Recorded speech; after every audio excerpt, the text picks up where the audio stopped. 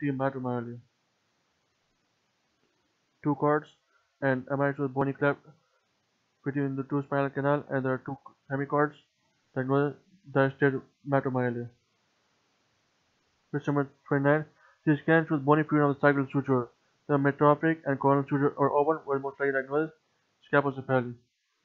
Now look here, sagittal suture fusion, scapulocephali. As for sagittal suture, as for scapulocephali. Now there are many types of cephalies, but just remember scapulocephali, brachycephaly is bicoronal, and scapulocephali is sagittal sutures are fused, and trigonocephaly metropic suture. Next question, this is same again, scapulocephali, bilateral sagittal suture fusion, brachycephaly bilateral coronal fusion, and trigonocephaly metropic suture fusion. This is normocephaly. Next.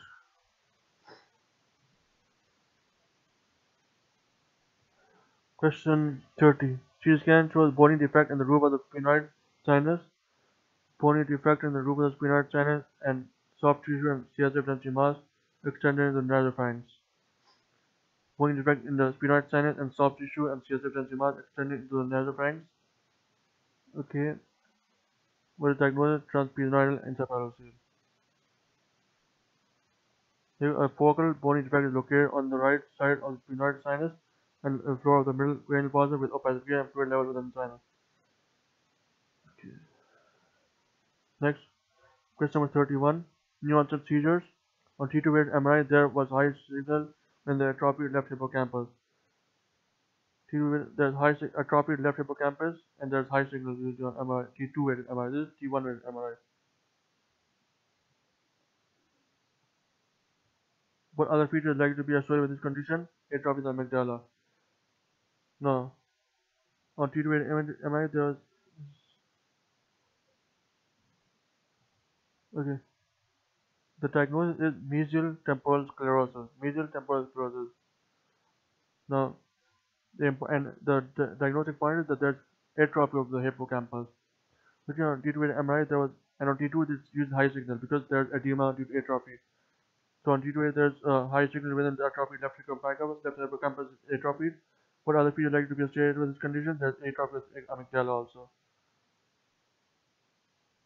Okay.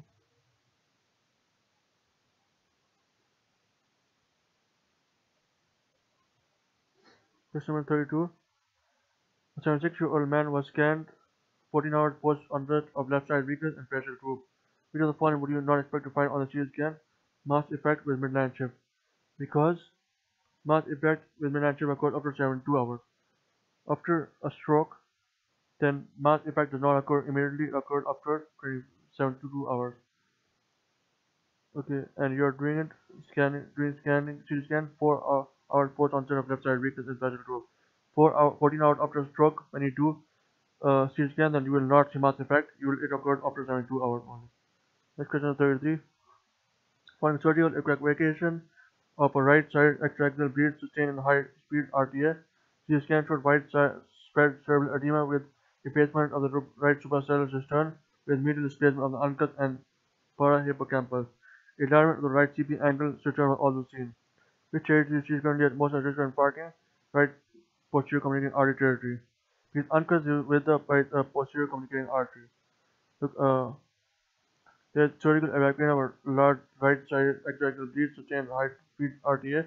CT scan shows cerebral edema with displacement of right suprasellar cistern and displacement of uncus on the right side. So uncus is displacement of uncus. So they're near to the right uncus is the right posterior cerebral artery, and that's why she is most likely to risk of infarction in the right posterior communicating artery. You have to remember this. When displacement of uncus on the right side, then there's more risk of infarction in right posterior communicating artery. Next question number 34. This scan demonstrates diffuse subarachnoid blood into the suprasellar cistern. CT scan shows cerebral angiogram is negative. What is most likely cause? Venous bleed. Because in subarachnoid hemorrhage, here they're telling you that cerebral angiogram is negative, which means that the angiography when you image through the arteries is negative, so it will always be venous bleed then, and in subacromial hemorrhage it is due to rupture of bridging veins. Okay, next question 35. CT scan shows bilateral paracyclic hemorrhage affecting the posterior frontal and lobe and parietal lobe.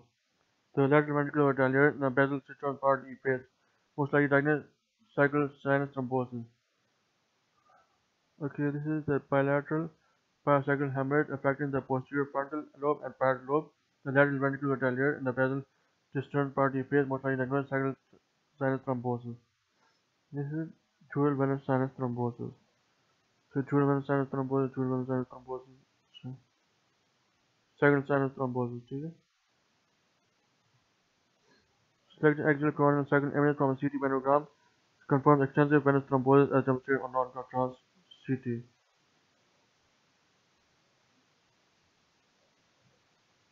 Okay. CT scans show bilateral paracyclic hemorrhage. When in the MCQ, they're telling you that there's already bilateral paracyclic hemorrhage. So obviously there will be something with the cyclical sinus. So bilateral paracyclic hemorrhage affecting the posterior frontal and parietal lobe, the lateral ventricular dilator, and the basal cistern part of the face, most likely diagnosed cyclical sinus thrombosis. One, they are telling you that paracyclic hemorrhage. Another thing is, if artery was involved, then they will tell you about loss of gray matter differentiation at the point where there is artery supplying. But in venous infarct, there will be small minor microhemorrhages, and so there is paracyclic hemorrhages. And there will be no mentioning of loss of gray matter differentiation in venous infarct or venous thrombosis. And then those lateral ventricles were dilated and bilateral cistern part of the face. So that diagnosed cyclical sinus thrombosis. Next, case number 36. MRI shows multiple flow voids were seen within the basal ganglia, and the left supracoronary intercardiac artery appeared small in caliber on magnetic resonance angiography. Multiple collaterals were present in the basal cistern, and the vertebrovascular circulation appeared normal. Would the endocrine periods indicate myomyalgia? See in the MCQ when they tell you that there are multiple collaterals present in the basal cistern, then it is myomyalgia. Just in the images, you can't actually see the arteries. It's difficult to differentiate between arteries.